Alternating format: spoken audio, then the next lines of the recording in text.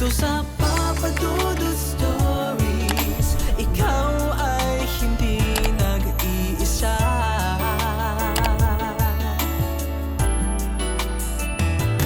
Dito sa Papa Dudut Stories, may nagmamahal sa'yo.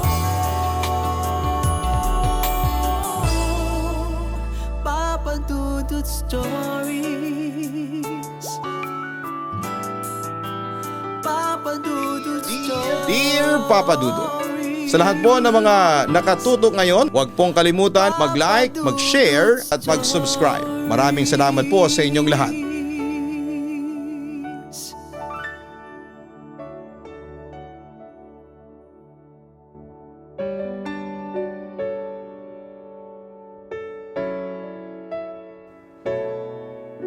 Magandang araw po sa inyong lahat. Tawagin niyo na lamang po ako sa palayaw kong Randor. Nakatira ako dito sa Caloocan mula noong mag-asawa ako hanggang ngayon na 28 taong gulang na ako. 5 taon na kaming nagsasama ng aking asawa at nakatira kami sa isang subdivision dito sa Caloocan North. Papadudot, ang ikakwento ko sa inyo ay nangyari noong 18 anyos pa lamang ako doon sa Capiz.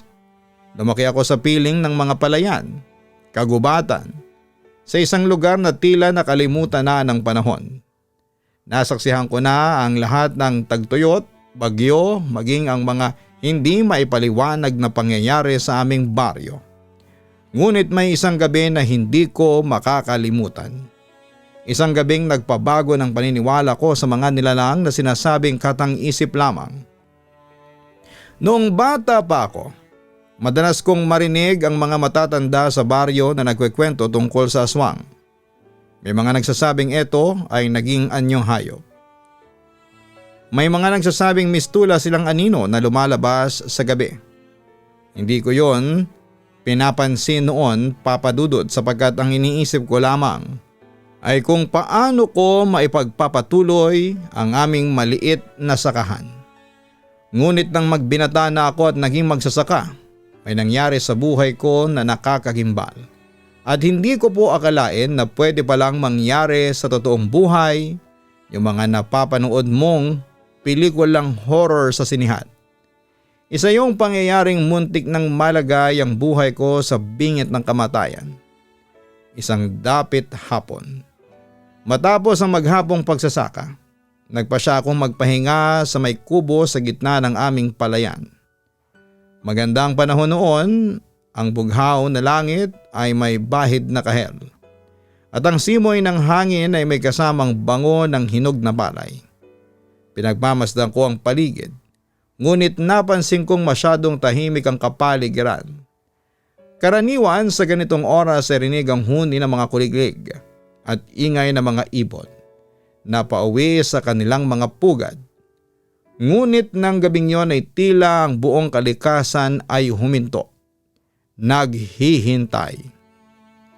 Sa malayo ay may nakita akong aninong gumagalaw sa gilid ng kakahuyan. Sa simula ay inakala kong isa lamang itong ligaw na hayop na naghahanap ng makakain. Ngunit nang ito ay lumapit, doon ko napansing hindi ito isang pangkaraniwang hayop. Ang hugis nito ay tila isang taong nakayuko. Ngunit ang paraan ng paggalaw nito ay parang gumagapang na ahas. Kinilabutan ako. Dali-dali akong bumalik sa bahay, sinarado ko ang pintuan at bintana at siniguradong nakalak ang lahat. Mula sa loob, pinakiramdaman ko kung may susunod bang kakaiba. At saka ko narinig ang isang malalim matinis na ungol. Isang tunog na hindi gawa ng kahit na anong hayop na aking nakilala. Habang ako'y nananatili sa loob ng bahay ay napansin kong unti-unting lumalamig ang hangin. Napakabigat ng pakiramdam na para bang may isang matang nakatitig sa akin mula sa dilim. At saka ko narinig ang 3 marahang pagkatok sa pintuan na halos parang sinasadya upang akitin akong buksan ang pinto. Hindi ako kumilos. Sinubukan kong lumapit sa bintana. Dahan-dahan kong sinilip ang labas at doon ko siya nakita. isang babaeng nakatayo sa tapat ng pintuan. Nakayuko, ang kanyang buhok ay mahaba at madilim na nakatakip sa kanyang mukha. Ngunit ang pinaka nakakatakot sa lahat ay ang kanyang mga kamay. Mahaba ang daliri at tila may matutulis na kuko na mas mahaba pa sa karaniwan. "Randor, pagbuksan mo ako." Mahina ngunit matinis ang kanyang tinig. Para bang maraming boses ang nagsasalita ng sabay-sabay. Kinilabutan ako at umatras papalayo sa pintuan.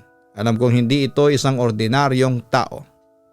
Muli siyang kumatok ngunit ngayon ay mas malakas na. Mas mapilit. Parang sasabog ang dibdib ko sa sobrang takot. Sa isipan ko ay kailangan kong manatiling tahimik. Huwag magpakita ng kahit na anong galaw.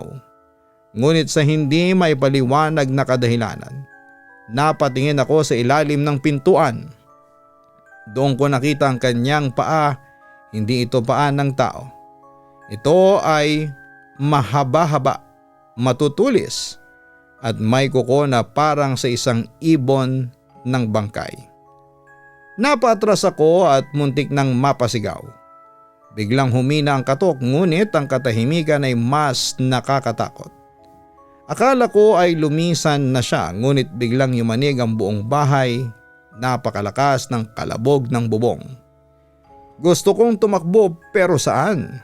Alam kong nasa labas siya, nasa paligid lamang, naghihintay ng pagkakataon. Napapikit ako at nagdasal at umaasang hindi siya makakapasok. Ngunit hindi ko po inaasahan ang susunod na nangyari. May narinig akong pagkalas ng bubong.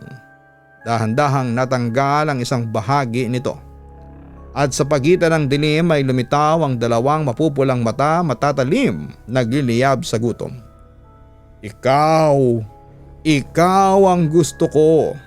At bago ko pa maitulak ang sarili ko papalayo ay bigla siyang bumaba mula sa bubong. Bumagsak sa sahig na parang isang hayop. Sa kabila ng dilim ay nasilayan ko ang tunay niyang anyo. Payat, baluktot ang katawan at ang kanyang bibig ay punong-puno ng mahahabang pangil. Tumakbo ako palabas ng bahay patungo sa palayan. Narinig ko ang kanyang hagik-hik, isang tunog na parang pabulong na halakhak ng maraming boses. Sinubukan kong takbuhan ang masukal na bahagi ng bukid. Umaasang malilito ko siya sa kadiliman. Ngunit naramdaman ko ang malamig niyang hininga sa aking likuran. Wala na akong ibang pagpipilian. Hinugot ko ang itak na palaging nakasukbit sa aking bewang. Hindi ako marunong lumaban sa ganitong klase ng nilalang. Pero mas pipiliin kong mamatay ng lumalaban kesa basta na lamang lamunin ng isang halimaw. Nang lumapit siya papadudot ay inundayan ko siya ng isang mabilis na taga sa kanyang braso. Narinig ko ang isang nakakakilabot na sigaw. Hindi sigaw ng tao at hindi rin sigaw ng hayop, kundi isang bagay na hindi ko kailanman narinig noon. Tumilapon siya sa lupa at nanginig. Nakita ko ang kanyang balat ay nagsimulang magbago, parang tinutunaw ng araw kahit na hating gabi na. Napaatras siya papadudot. Naglabas ng isang matinis na ungol bago tuluyang tumakbo papalayo sa kadiliman. At sa isang iglap ay nawala siya na parang usok na nilamon ng gabi. Kinabukasan, ginising ako ng mga kapitbahay na nakikinig sa aking sigaw. Nang isalaysay ko ang nangyari, nagtinginan ng mga matatanda. Tila may alam sila na hindi ko pa naunawaan. Siya ang aswang na matagal na nating hinahanap, bulong ng isa sa kanila. Nalaman kong matagal na palang may nawawalang babae sa aming baryo. Isang taong nawala, ilang dekada na ang nakalipas. Mula noon ay nagsimula ng may mawala sa gabi, mga hayop, mga bata at kahit mga matatanda. At ngayon ay alam kong hindi pa tapos ang lahat. Dahil bago sila umalis, may natagpuan akong marka sa aking pintuan, isang bakas ng kamay Mahaba ang daliri, matulis ang kuko. At sa gitna ng baryo, nakasulat ang isang babala. Babalik ako. Siyempre Papa Dudut, natakot ako noon pero pinaghandaan ko talaga ang kanyang pagbabalik. Sa kabilang banda, dahil may sapat naman akong pera nung mga panahong yon at sa tulong na rin ng mga magulang ko sa kabilang bahay, at naayos naman agad ang nasirang bubong sa bahay ko. Pagkatapos noon ay naglagay ako ng pangontra laban sa aswang sa loob at labas ng bahay. Nagsunog pa nga ako ng gulong sa labas kasi yun daw ang isa sa mga pantaboy sa mga aswang. Lumipas naman ang mga gabi pero hindi na ako binalikan ng aswang. Ngunit hindi pa rin ako nagpapasigurado dahil baka hinihintay lamang niya na mawala ang depensa ko saka siya atake sa akin. Pero sa awa ng Diyos, mukhang hindi na talaga babalik ang aswang na yon, Papa Dudut. Yon ang akala ko. Samantala, simula nang mangyari sa akin ang unang engkwentro sa aswang ay 6:00 pa lamang ng gabi ay nasa loob na ako ng bahay. Ngunit may pagkakataon na nakakauwi ako ng late at ginagabi rin sa daanan, lalo na kapag inaaya ako ng mga tropa ko. Siyempre bilang kaibigan, sabik din ako sa inuman, galaan at paminsan-minsan ay pagtitinginan sa mga chicks. Hanggang isang araw, inaya ako ng mga tropa ko na pumunta sa baryong katabi lang ng lugar namin. Pero dadaan kami sa isang shortcut na daanan. Bali itong sinasabing shortcut na daan ay isang kalye sa gitna ng gubat papunta sa isang misteryosong baryo na kinakatakutan ng mga tao sa lugar namin. Kaya kahit na malayo ay doon sila sa normal na daan na naglalakad papunta sa bayan. Pero dahil sa pag-aya ng mga kaibigan ko ay napilit nila akong sumama sa kanila kahit na puno ng pag-aalinlangan. Dagdag pa ng isang kaibigan ko si Dave, sa Miyerkules kami pupunta dahil may pista daw doon na ginaganap tuwing kabilugan ng buwan. Hindi namin namamalayan na may nakikinig pala sa aming ng mga sandaling yon. Sumulpot bigla ang lolo't lola ko at nagwika na huwag tumuloy sa binabalak na pagpunta sa baryo na yon. Nag-backout na sana ako sa planong sumama sa kanila, ngunit nalaman ko sa mga kasamahan ko na doon pala sa baryong yon nakatirang babaeng crush ko, si Rita. Kinumbinsi ako ng kasamahan ko na naroroon si Rita para makisaya sa pista at pagkakataon ko na raw yon para manligaw sa kanya. Sa totoo lang, wala akong balak na sumama. Pero noong binanggit nila si Rita na wala ang pag-aalinlangan ko doon sa baryong yon. Ayun na nga Papa Dudut, dala na rin ng pagiging adventurous ng isang kabataan. Sa halip na kami ay makinig ay tinuloy pa rin namin ang pagpunta sa baryong yon. Nagplano-plano kami na puntahan namin ang sinasabing baryo na iniilaga ng mga taga sa amin kahit na hindi namin alam kung ano ang panganib na maaring harapin. Sumapit ang Miyerkules ng gabi kung saan ay napagpasyahan na puntahan ang baryo sa shortcut.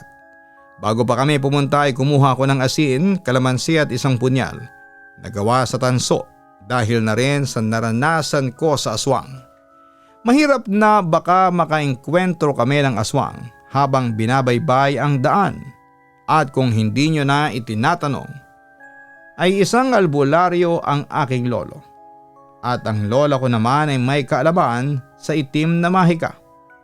Kaya pinuntahan ko sila at kumuha ako ng lana. Dahil itong lana na ito ay makapagsasabi kung may aswang na papalapit sa amin. Pagkatapos kong makuha ang mga kailangan ko ay sinilid ko yon sa bag. Kabilugan yon ng buwan kung saan kami ay nagkayayaan na puntahan ng baryo at napagdesisyonan din namin na sa lumang tulay kami magkita. Habang kami ay naglalakad ay wala man lang dala ang aking mga kasama. Nagtanong ako kung bakit wala silang dala na kahit na ano bukod sa akin. At ayun na nga. Maraming tao sa baryo ang aming pinuntahan. May mga handaan, Papa Dudut, na nagaganap Nang mapadaan kami sa bahay na may handaan, napansin ko na amoy bulok ang bahay na aming naabutan.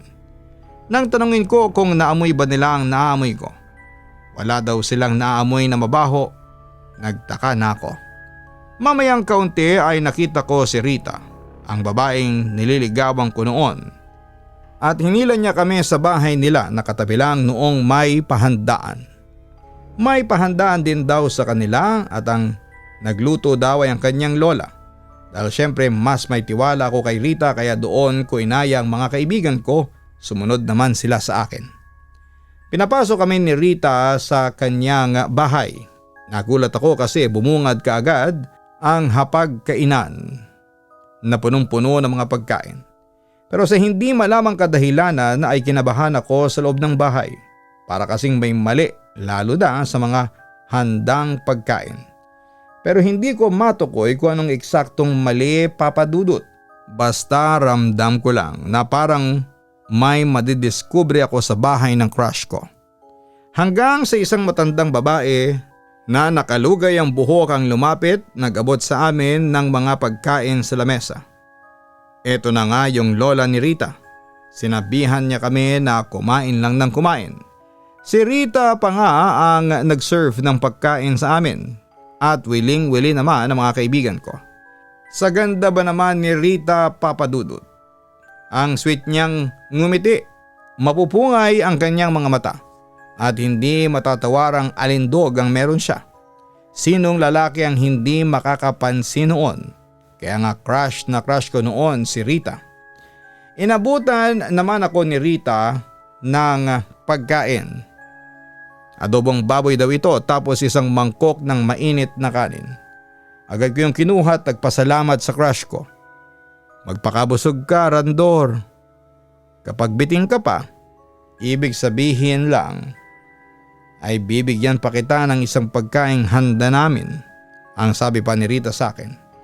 Pangiting-ngiti naman ang kanyang lola sa kanyang pwesto habang kumakain ng dinuguan sa may puto.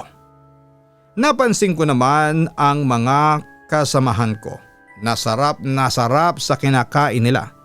Kaya naisipan kong kumain na rin. Pero may nararamdaman akong basa sa bulsa.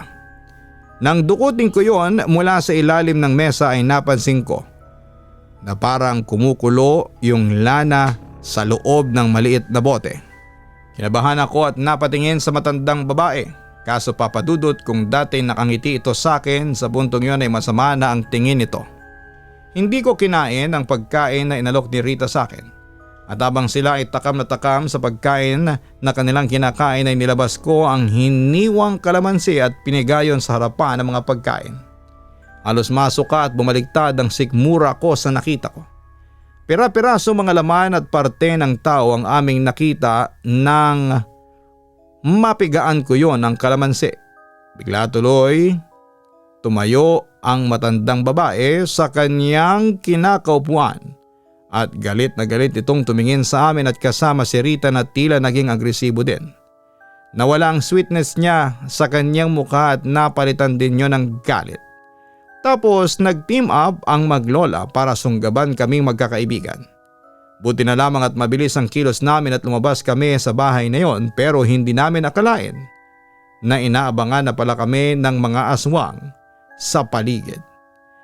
Tumakbo kami ng tumakbo sa pag-aakalang hindi kami maaabutan ng mga aswang. Nang malapit na kami sa may kalsada ay bigla kaming hinarangan ng aswang.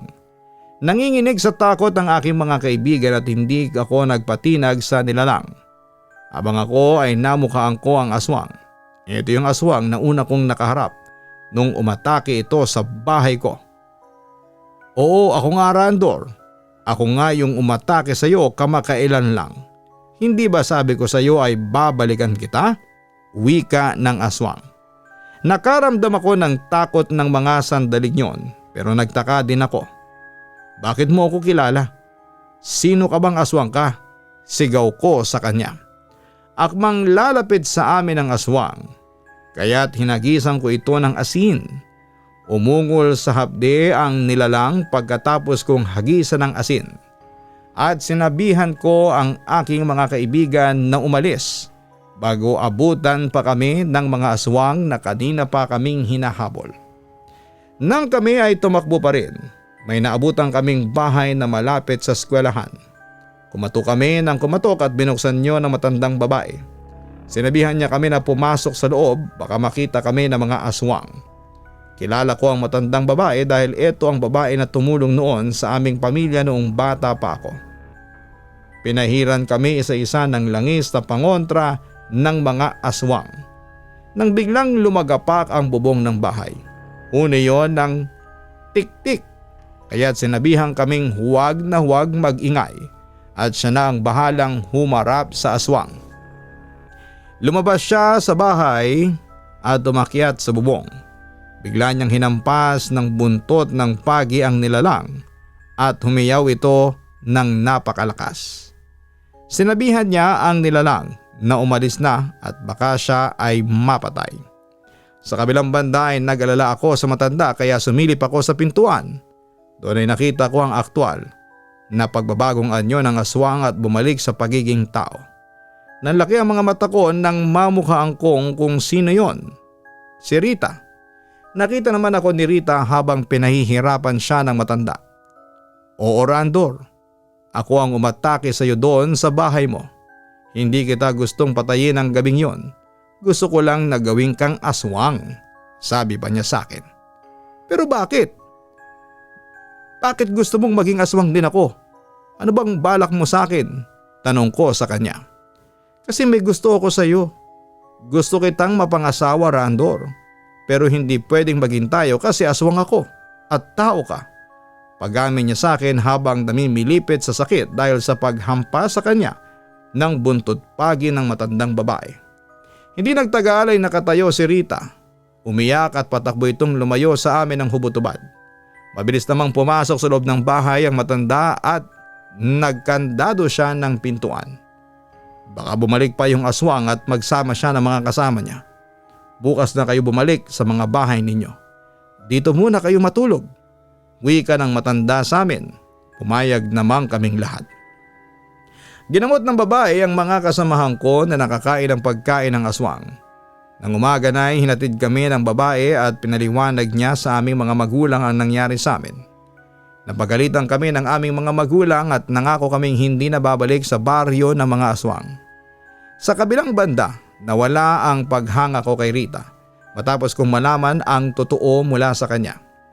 Kapag gabi, naririnig kong may umaakyat na kung anong nilalang sa bubong ng bahay ko at alam kong si Rita yon. Pero ipinapakita at pinaparamdam ko sa kanya na hindi na ako takot sa aswang at kahit kailan ay hindi ko hahangaring maging isang aswang. Samantala ay natigil lang ang panggugulo ni Rita sa akin nang umalis na ako sa lugar namin para makipagsapalaran dito sa Metro Manila. Sa ngayon ay dito na ako nakatira at nagtatrabaho. May sarili na rin akong pamilya dito at kamakailan lamang ay isinama ko na rin dito ang mga magulang ko. Nagwo-work ako ngayon sa isang steel factory at sa awa naman ng Diyos, maayos naman ang buhay ko. At masaya din ako kasi wala namang aswang dito sa Caloocan. Papadudot, dito ko na po tatapusin ang kwento ko. Sana po ay mapili mo itong itampok sa Papadudot YouTube channel. Muli maraming salamat po and more power po sa inyong programa, lalo na sa Spotify na bago ninyong channel. Lubos na gumagalang, Randor. Maraming kwentong aswang na tayong naitampok. Bawat letter senders natin inilahalahad ang kanilang karanasan sa mga aswang.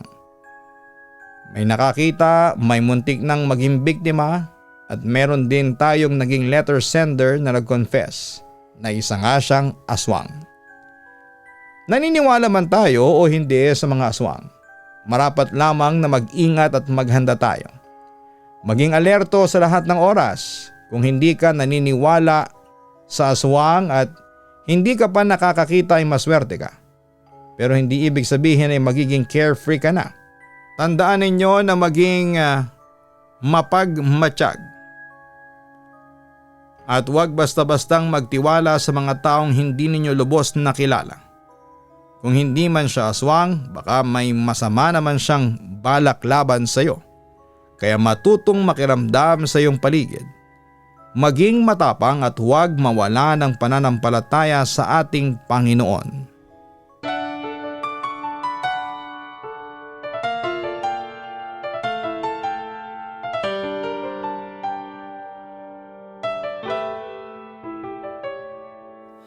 Ang buhay ay mahiwaga,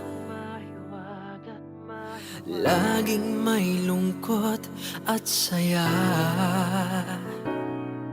Sa Papa Dudut Stories, laging may karamay ka.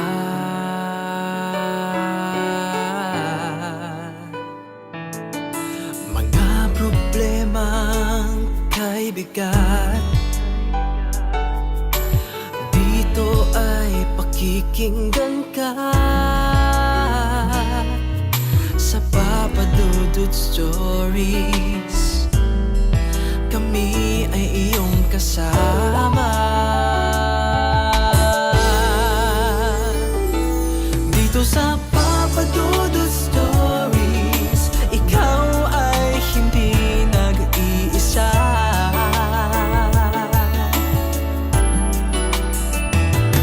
Dito sa Papa Dudut Stories, may nagmamahal sa'yo. Papa Dudut Stories, Papa Dudut Stories.